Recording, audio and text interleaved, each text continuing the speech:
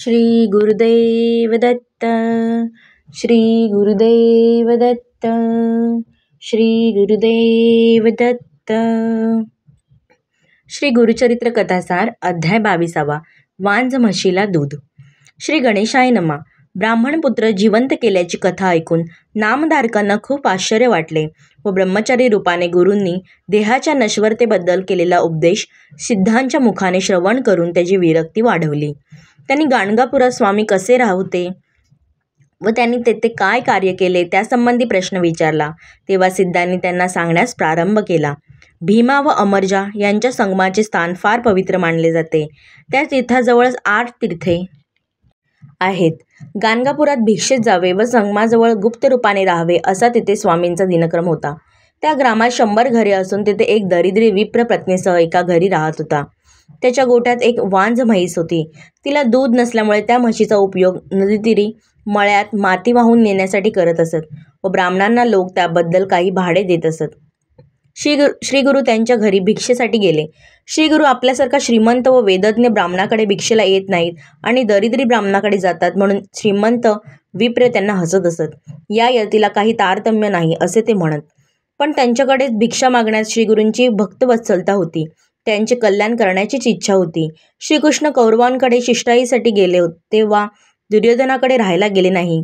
ते विदुरांकडे गेले. त्यातही असाच भाव होता.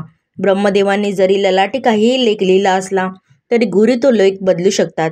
असो, त्या गरीब ब्राह्मणाच्या घरी गुरु भिक्षेसाठी आले असता त्यांची म्हैस त्या दिवशी माती वाहून येण्याच्या कामाला कोणी नेली नव्हती. त्यामुळे ती गोठ्यातच होती. दुपारची वेळ होती. स्वामींचा भोजनाधिकांनी अतिथी सत्कार करायचा, पण घरात धान्य नव्हते. स्त्रीने स्वामींना बसायला सांगितले आणि माझे पती आता धान्य घेऊन येतीलच असे म्हटले. त्यांच्या बोलण्यात जी आर्तता होती ती समजून गुरु त्यांना म्हणाले, गोठ्यात म्हैस आहे ना, तिचे दूध काढून मला प्राशन करायला द्यावे. त्या विप्र पत्नी म्हणाल्या, स्वामी महाराज, ती म्हैस म्हातारी व वांज आहे, तिला दूध कसे येईल? स्वामी म्हणाले, तुमचे बोलणे खरे वाटत नाही. अहो, तुम्ही सरळ एक भांडे घेऊन गोठ्यात जा आणि तिथे तिचे दूध काढा. ती नक्की दूध देईल. इतके खात्रीने सांगितल्यावर त्या विप्र पत्नी खरोखरच भांडी घेऊन म्हशीचे दूध काढण्यासाठी गेल्या. त्यावेळी चमत्कार असा झाला की म्हशीने 2 भांडी भरून दूध दिले. विप्र पत्नीने ते दूध घरात आणले. हे तर सामान्य यती नसून परमेश्वरी अवतार आहेत असे तिला वाटले. विप्र पत्नीने त्यांना प्रणाम केला व दूध साधित करून त्यांना अर्पण केले. स्वामींनी थोडेसे दूध प्राशन केले आणि संतुष्ट मनाने वरदान दिले, तुमच्या घरी अखंड लक्ष्मी नांदेल, पुत्रपौत्र संतती होईल, तुम्ही वैभवात राहाल असा वर देऊन ते संगमस्थानी लगेच परत गेले. इकडे ते ब्राह्मण घरी आले. झालेला चमत्कार कळताच त्यांना मोठे आश्चर्य वाटले. ते पत्नीला म्हणाले, केवढे आपले भाग्य. हे यती सामान्य मानव नसून साक्षात ईश्वरी अवतारच आहेत. यात काही शंका नाही. आपण संगमावर जाऊ, त्यांचे पूजन करूया. त्यानंतर ते दाम्पत्य संगमस्थानी श्री स्वामींच्या दर्शनासाठी गेले.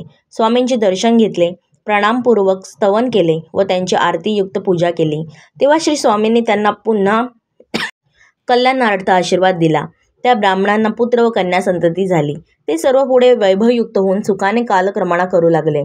एवढी कथा सांगून सिद्ध म्हणाले, अशा हेतूनेच हे अवतारी सिद्ध महात्मे गरिबांच्या घरी भिक्षेला जातात आणि द्रौपदींनी दिलेले भाजीचे पान स्वीकारून श्रीकृष्णांनी जसे दुर्वासांसह त्यांच्या हजारो शिष्यांना संतुष्ट केले, त्याप्रमाणे गरिबांवर फार मोठी कृपा अल्पस्वल्प भिक्षेच्या बदल्यात करतात. ज्यांच्यावर गुरुकृपा होईल त्याला दैन्य कोठले.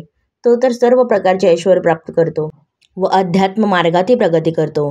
22वा अध्याय समाप्त. श्री गुरुदेव दत्त. श्री गुरुदेव दत्त. जर तुम्हाला गुरुकथा, चरित्रकथासार अध्याय, स्वामी समर्थांचे अध्याय ऐकायला आवडत असतील तर नक्की चॅनलला लाईक आणि सबस्क्राईब करायला विसरू नका. अशीच नवनवीन कथा, कथासार, अध्याय आणि इतर गोष्टी या चॅनलवरती तुम्हाला ऐकायला मिळणार आहेत. तर तुम्ही ह्या चॅनलला आत्ताच लाईक आणि सबस्क्राईब करा. आणि जर ह्याच्या मागील अध्याय तुम्हाला ऐकायचे असतील तरीही या चॅनलवरती उपलब्ध आहेत. धन्यवाद.